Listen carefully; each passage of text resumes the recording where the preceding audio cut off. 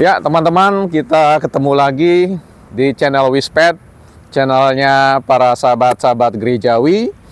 Hari ini kita akan membahas tentang satu isu atau satu topik yang menarik menurut saya, ya mudah-mudahan menarik buat teman-teman sekalian, yaitu bagaimana kita menjadi warga gereja yang takut akan Tuhan dan mencintai pengetahuan.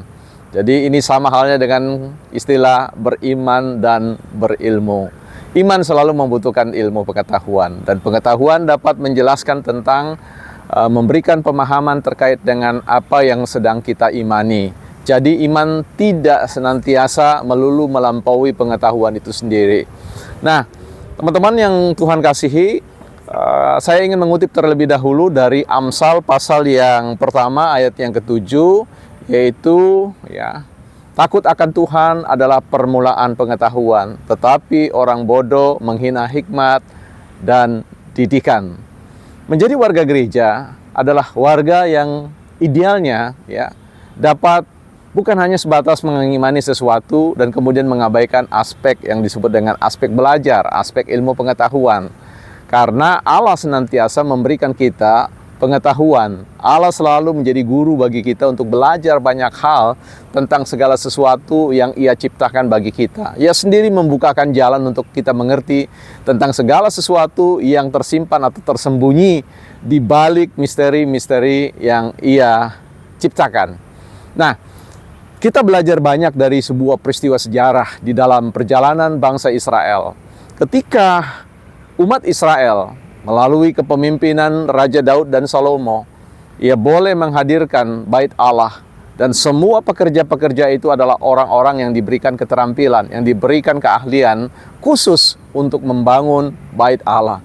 Jadi dalam hidup ini kita adalah orang-orang yang diberikan karunia, diberikan talenta untuk dapat bekerja semaksimal mungkin dan sebaik dan menjadi yang terbaik di dalam bidang atau karunia yang Tuhan berikan. Nah, ini menuntut semua hal apa yang kita sebut dengan bicara tentang pengetahuan.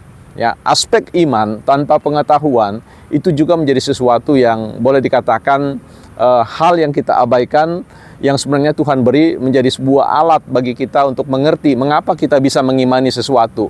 Ya, pengetahuan dapat menjelaskan segala sesuatu, mengapa kita harus menerima pada posisi di mana nalar kita atau pikiran kita tidak mampu untuk mencapai pengertian terhadap segala sesuatu yang kita imani. Dalam Alkitab, dalam perjalanan kehidupan anak-anak Tuhan di dalam teologi Alkitab atau Alkitab itu sendiri, kita berbicara tentang peranan orang-orang tertentu, ya, sebut saja Daniel, ya. Daniel, Sadrak, Mesak dan Abednego. Mereka adalah orang-orang yang cerdik pandai. Mereka adalah orang-orang yang digambarkan sebagai cakrawala, ya, bintang yang bersinar. Oleh karena apa? Oleh karena Allah memberikan pengetahuan, pengertian dan hikmatnya kepada mereka-mereka. Mereka tampil menjadi anak muda yang mampu mengedepankan tentang pengetahuan, mampu mengedepankan hikmat, pengertian yang berasal daripada Tuhan. Nah, spirit untuk memperoleh itu tidak begitu saja. Kita perlu melakukan apa yang Allah sebut, lakukan bagianmu, maka aku akan melakukan bagianku. Allah menyatakan bagiannya untuk memberikan hikmat, pengertian, dan pengetahuan. Tetapi kita sendiri punya bagian yang harus kita laksanakan, yaitu bagaimana menggali pengetahuan itu. Hikmat dan pengetahuan selalu ibarat seperti sekeping mata uang, ya, yang selalu bersisihan.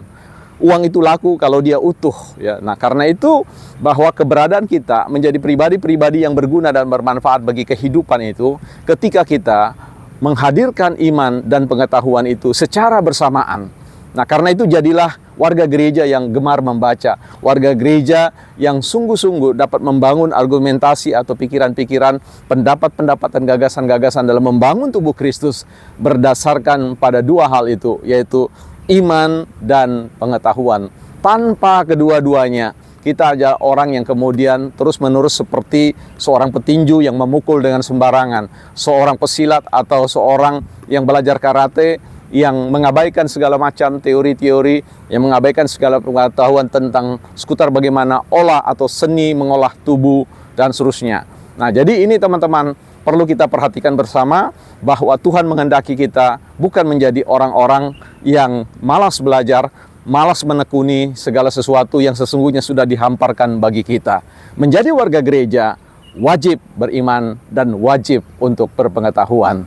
Luaskan pengetahuan teman-teman, maka akan banyak perjumpaan-perjumpaan yang Tuhan karyakan di dalam proses pembelajaran kita menggali ilmu pengetahuan. Tuhan Yesus memberkati. Salam damai dan salam sejahtera.